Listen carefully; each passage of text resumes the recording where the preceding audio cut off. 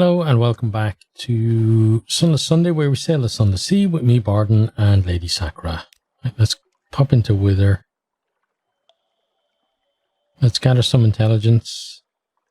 The citizens of Wither enjoy questions, so much so that they always answer a question with another question. This can make intelligence gathering frustrating. Are you asking for any particular reason? What time of day? Is that your hat? Might it be 6? It could be 6. Eventually you cobble together enough implication and supposition to compose a report. Okay, then let's explore the town. Wither is a quiet, chilly town of grey stone and closed courtyards. The people are neither exactly unfriendly nor exactly hospitable. They have the irritating habit of answering a question with a question. Here and there are odd sights tucked away. Ooh, this is not good. An intriguing smell. Who'll try? Who'll buy? A street vendor turns skewers on the grill. They make cents are nothing like anything sold in London. 60%, 30%, okay. Try the grilled troglodyte prawns, huge and pale, and their eyes stare bleakly into yours, but they smell fresh. Try the shredded jellyfish. It's not to everyone's taste. Okay, I'm going to try this because why not? Jellyfish, the food of queens. Traces of its venom still remain, just enough to make your tongue tingle and alter your consciousness a touch. Your pulse accelerates, and odd thoughts sparkle in the forefront of your mind. Interesting. Okay, we succeeded the Hearts Challenge, 10 fragments, lost 2 terror, and lost 5 hunger. Okay, cool. Right, shop-wise, we could buy stuff we don't really want to. We could sell stuff we don't really want to. And then we could go to the House of Questions, but again, don't really want to. Okay, so let's get going. Gonna go to Codex next. We know that there is a lifeberg hanging about somewhere over to the east here.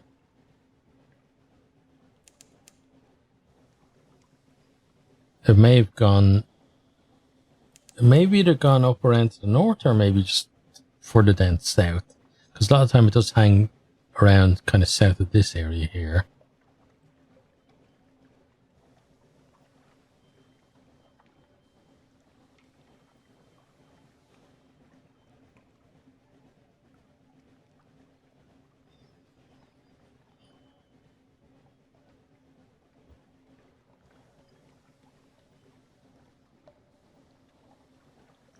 Okay, let's get ourselves in. Strategic information for the Admiralty. Make the pass sign to meet exile. Nod, nod, shrug. She hands you an oilskin pouch. 9 foolscap sheets of beautifully written cipher, gathered from who knows what corners of the Untersee. You look up. She points across the water towards the distant lights of Wither Town. She shakes her head. No home there for her. Not now. She points to your ship and raises an eyebrow.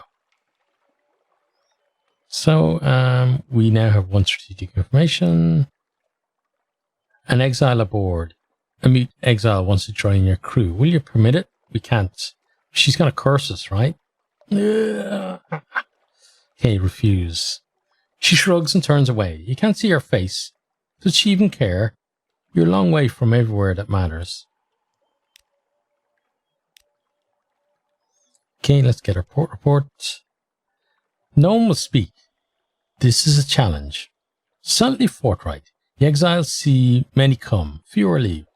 Some are even willing to communicate, but their gestures are unfamiliar, their meanings unclear. Even when you can understand, there are answers without questions, as useless as a key without a lock. Someday we might understand you, Codex. Not going to be today, though. Goodbye fuel and supplies, we certainly won't. We're going to head off. Get ourselves turned.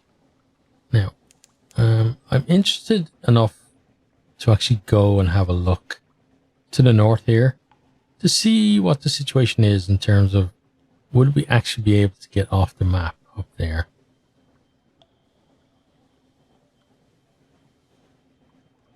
without having to go through the gate at Abbot Horizon. It's possible where we're going straight up now.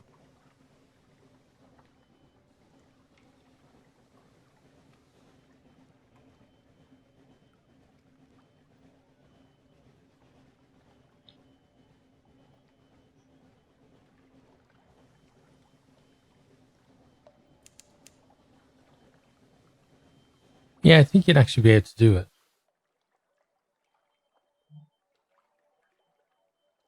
Let's see. Right now, though, I want to turn us around because we don't need to go off the map right now. But I wanted to see whether it was at least possible.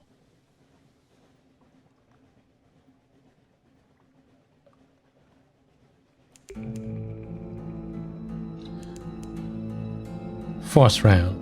Found vast and chilly, a fortress sieged by questions, answers and riddles. This whole area is, like, this whole part of the map, it's all about questions and codes and riddles and secrets.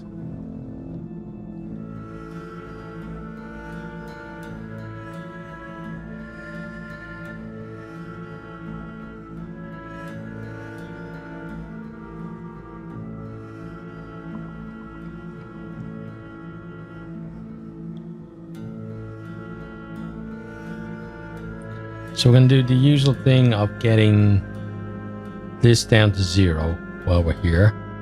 Generally I cut it out, but I think this time I'm not going to cut it out because I think I'm just going to do a bit of chit-chatting. So I hope you don't mind that.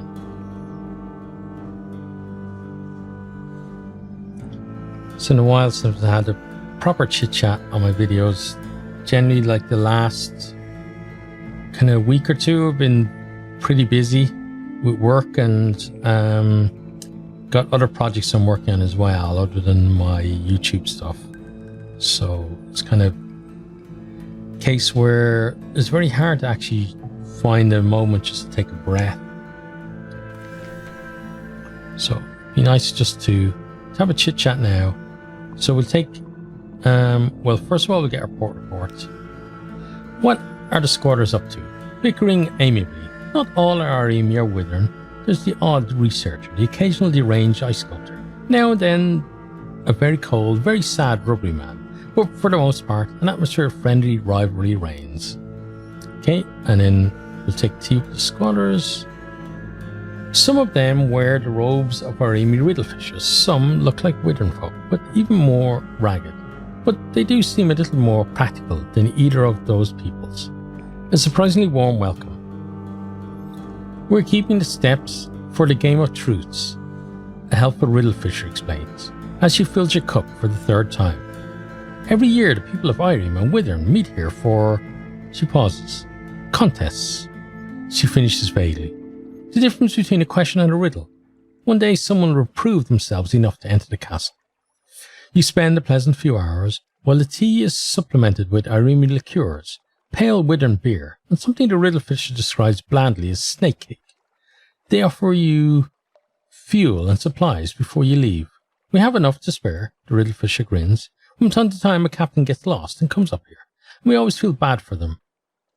Okay, so we'll very much accept that. And we'll leave.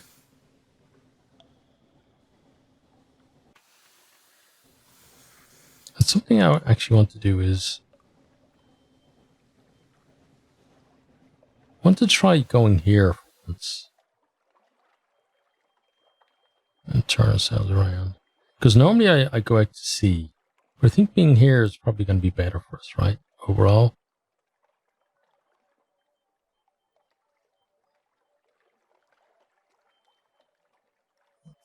Right, so anyway, having a little chat. So, been busy lately.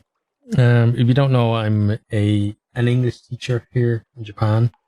And before the whole COVID-19 thing, I used to work in a private, an private international school for like preschool kids and stuff. But now I work in a state school, in a primary school, or like a what's it called in the States? Elementary school. So I'm working there at the moment, because I quit my other job, thinking that I was going to move back to Ireland, and then had my flight booked and everything, and COVID-19 happened, so my flight got cancelled, and I'm still not 100% sure when I'm going to go back to Ireland. So in the meantime, I'm working at an elementary school there. So, and it's been a bit strange because we haven't had classes for like last month. So last month was May. We didn't have classes in May. So I was doing a lot of work from home, getting kind of stuff ready for class and a lot of materials and stuff. And now I'm back in school, since, well, actually last week, but this week was the first time that I was actually teaching. So that was interesting because we had basically half of a class rather than a full class. So the way the schools did it was, in the morning. So the one class was divided into two groups. So in the morning, half of the class came to school, and then they went home after 3 lessons, so around lunchtime. Then after lunch, then the other half of every class came in, and then they'd have 3 lessons as well. So it meant that I ended up teaching the same lesson for 6 periods in a row, which can be like, it's got kind of pluses and minuses to it, because first off, it means that preparation for that particular class, or that particular lesson, is not so bad, because you're repeating it one after the other, so you don't need to be switching out materials, and you don't need to know more than one lesson plan either for the lesson, so it helps that way.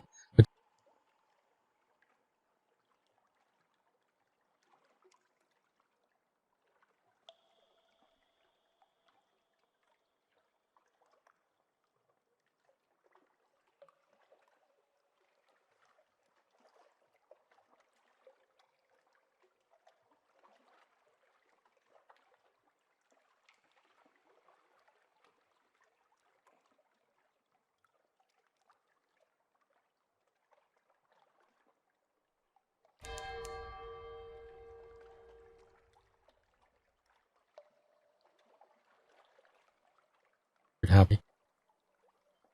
Maybe? Yes? Come on. Okay, there we go. Right, we can get in. Yeah, so like over here in Japan, everybody is wearing masks. And I'm sure like in other countries, I know people have to wear masks in other countries as well. But in Japan, there's always been a tradition of when it's flu season and stuff that people wear masks to protect other people. So it's something that would have happened over here anyway. And that people were doing way before like the way before there was advice like from the UN saying that you should do that. But what it means then is that kids are wearing the masks. They're not allowed to speak loudly in class, so a lot of the atmosphere is kind of muted in during lessons. So it's a bit weird at the moment to have that going on. But it's a challenge to make sure that the lessons still go well. And as I said, that kind of keep the enthusiasm up, because one thing is that I can't make lessons too exciting, because Like not allowed to play games or anything like that, because they don't want the kids. First of all, they don't want kids getting too close to each other, but also they don't want the kids getting excited and shouting and potentially expelling like a spittle or whatever that could contain coronavirus. Right, so anyway, back to here. So two basalt beasts, cathedral size. They frown eternally at each other across the black waves. The north one carries the remnants of an encampment, fraying and tattering in the wind. A supply dock stands empty below. Let's get our port. An end. Even time has halted here. Who comes to survey the ruins? We do. Okay, and then we pick over the camp, because why not? From time to time, some entrepreneur attempts to continue the disassembly of the salt lines. Never ends well. Perhaps they've left something. Remnants. A barrel of mortar rugs, fungal crackers, a sack of coke, a tear-stained Bible, an odd slick of blood. Take what you can and leave. So we get 2 fuel, 1 supply, and we gain 3 terror. Okay, cool. Right, so we'll head on out. So the next place we're going to is Rack. Yeah, definitely. Okay. So actually, I think I'm going to end there, because that's a kind of nice place to end. So hope you've enjoyed. Hope that you are keeping safe right there, and hope to see you next time. Goodbye.